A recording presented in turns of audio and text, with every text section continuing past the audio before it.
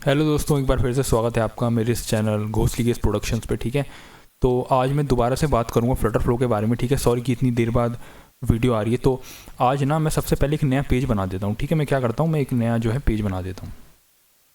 ठीक है, एक नया पेज मैंने बना दिया। ठीक है, आज हम बात करेंगे कॉल बैक एक्शंस के बारे में। ठीक है, मैं इसे पेज को भी कॉल बैक नाम दे देता हूँ, कॉल बैक एक्शन। ठीक है, तो क्या होता है ना, प्रोग्रामिंग के अंदर असल में कॉन्सेप्ट होता है। ठीक है, और जो कॉन्सेप्ट होता है प्रोग्रामिंग के अंदर उसे हम कहते हैं call back action. Call back action का मतलब क्या होता है कि जब हम पहले हमें समझना होगा कि नो कोड एडिटर्स के अंदर हम फंक्शंस की जगह जो एक्शंस का इस्तेमाल करते हैं। ठीक है, हम नो कोड एक्शंस, हम नो कोड टूल्स के अंदर जैसे कि फ्लटर फ्लो है, इसके अंदर हम क्या करते हैं, एक्शंस का इस्तेमाल करते हैं फंक्शंस के तौर पर। तो फंक्शन होते क्या है, फंक्शन सिंपली वो होते हैं जो कोई ना कोई फंक्शनैलिटी परफॉर्म करते हैं। जैसे मान लो अब मैं कमरे में हूँ, मैं एक बटन दबाता हूँ और बटन दबाने से क्या होता है, लाइट चालू हो जाती है। तो उसी तरह फंक्शंस का कोई ना कोई काम होता है, वो इनपुट लेते हैं और आउटपुट देते हैं। ठीक है, और कुछ फंक्शन जो होते हैं वो वर्ड फंक्शन होते हैं। वर्ड फंक्शन मतलब जो आउटपुट देंगे उसका कोई टाइप नहीं होगा, आउटपुट का टाइप हो सकता है या तो वो इंटीजर रिटर्न करेगा यानी नंबर्स रिटर्न करेगा 1 2 3 4,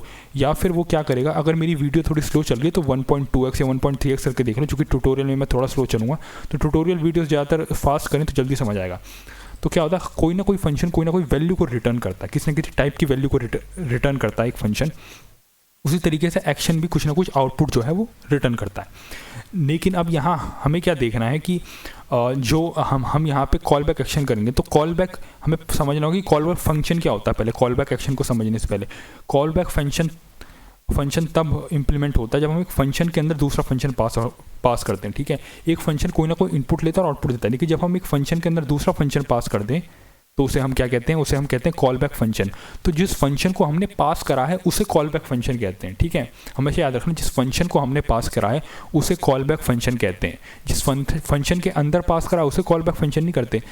एक फंक्शन के अंदर जब हम फंक्शन पास करते हैं उसे कॉल बैक फंक्शन पास करना कहते हैं, लेकिन जिस फंक्शन को पास करा गया है दूसरे फंक्शन के अंदर, जिस फंक्शन को पास करा गया इनपुट के तौर पर, उसे हम कॉल बैक फंक्शन कहते हैं। ऐसे ही कॉल बैक एक्शन होते हैं, जब हम एक एक्शन के अंदर दूसरा एक्शन पास करते हैं तो उसे कॉल बैक एक्शन पास करना कहते हैं, और जिस एक्शन को पास करा गया है उसे कॉल बैक कहते हैं। ठीक है, मेरी एनकोडिंग थोड़ा, मेरा हार्डवेयर थोड़ा स्लो है यहाँ पे। ठीक है, ज़्यादा प्रोसेस फास्टर नहीं चलूँगा मैं यहाँ पे थोड़ा।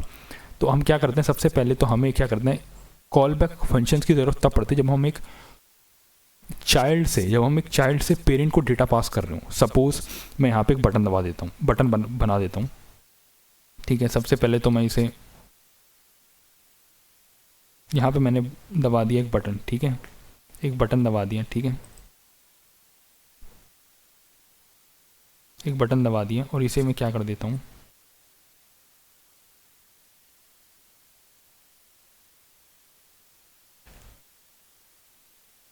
इसको नीचे कर दिया मैंने। ठीक है, अब जब इस बटन पे क्लिक होगा तो मैं क्या करूँगा, एक कंपोनेंट पहले मैं बना देता हूँ। ठीक है,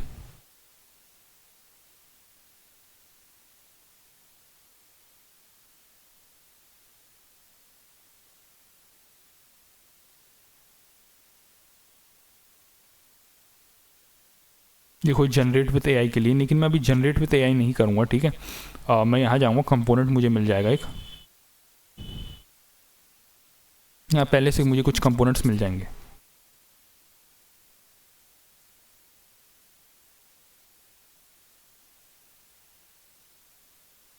ढेर सारे हैं यहाँ पर, लेकिन मैं क्या करूँगा कि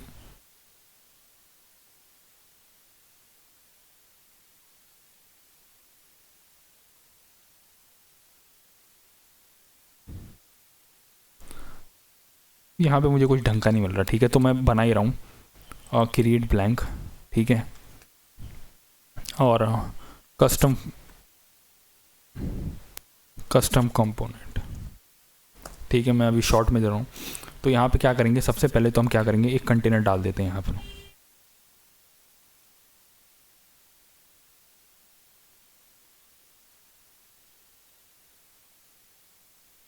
एक कॉलम डाल दिया, कॉलम के अंदर क्या करेंगे, एक कंटेनर डाल देंगे। ठीक है,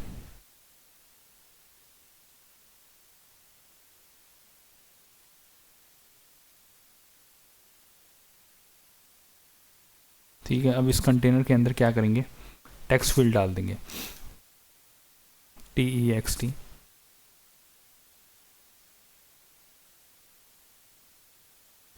तो 1.2x करके देखना ताकि वीडियो जल्दी जैसे समझ आए थोड़ी, ठीक है। तो मैं इसे क्या करूँ, कंट्रोल डी कर दूंगा मैं, control D duplicate, wrap in a column।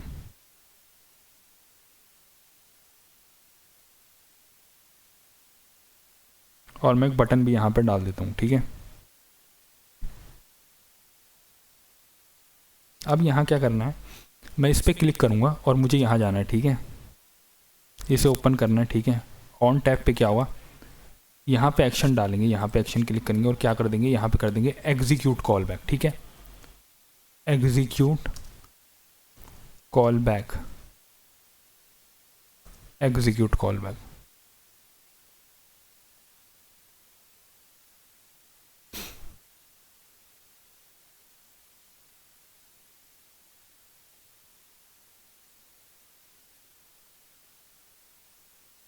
O action parameter नहीं, मुझे पहले पैरामीटर बनाने पड़ेंगे ना।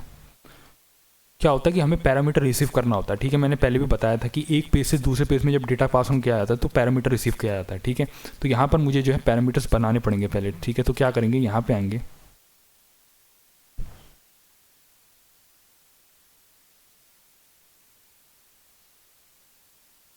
मेरा चल रहा है सही, ये देख लूँ, हाँ ठीक है सही चल रहा है। तो अब क्या करना है, मुझे पैरामीटर पास ऑन करना है। तो पैरामीटर, इस पर क्लिक करूँगा सबसे पहले, ठीक है।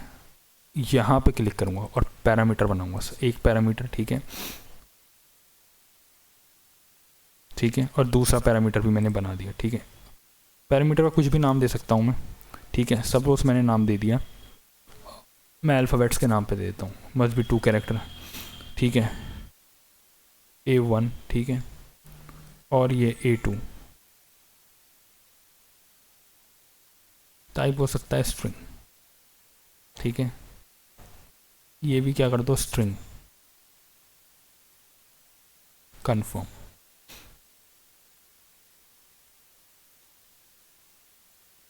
अब तुम क्या करोगे कि यहाँ पे आओगे, इसे दोबारा से खोलो, एग्जीक्यूट कॉल बैक, ठीक है। एग्जीक्यूट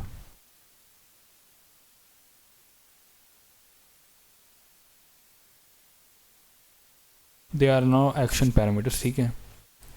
तो यहाँ पर दिक्कत है, एक्शंस नॉट डिफाइंड। अरे हाँ, मुझे यहाँ पे एक्शन पैरामीटर चाहिए था ना। टाइप क्या होगा यहाँ पर,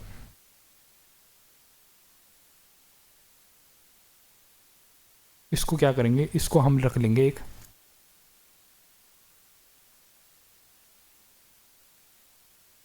इसे एक एक्शन टाइप होना चाहिए था ना, इसका टाइप एक एक्शन होना चाहिए था, ठीक है। अब हमने एक एक्शन बना दिया, इसकी कोई ज़रूरत नहीं है, अब दूसरे की कोई ज़रूरत नहीं, चूँकि हम एक ही एक्शन पास ऑन करेंगे इसमें, ठीक है। तो फिर यहाँ गए, एग्जीक्यूट कॉल, लो बस हो गया। कौन सा कॉल बैक, A1 जो हम रिसीव करेंगे, ठीक है। अब ये क्लोज कर दिया और यहाँ पर आ जाए, ठीक है,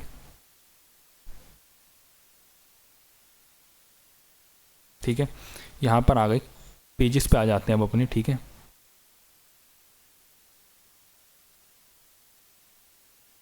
कॉल बैक, ठीक है। जब हम ये करेंगे,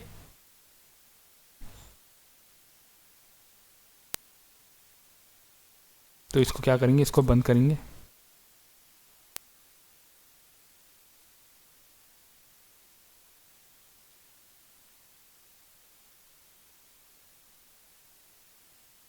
यहाँ पे सेलेक्ट करेंगे, यहाँ पे करेंगे ऑन टैब, क्या करेंगे बॉटम शीट,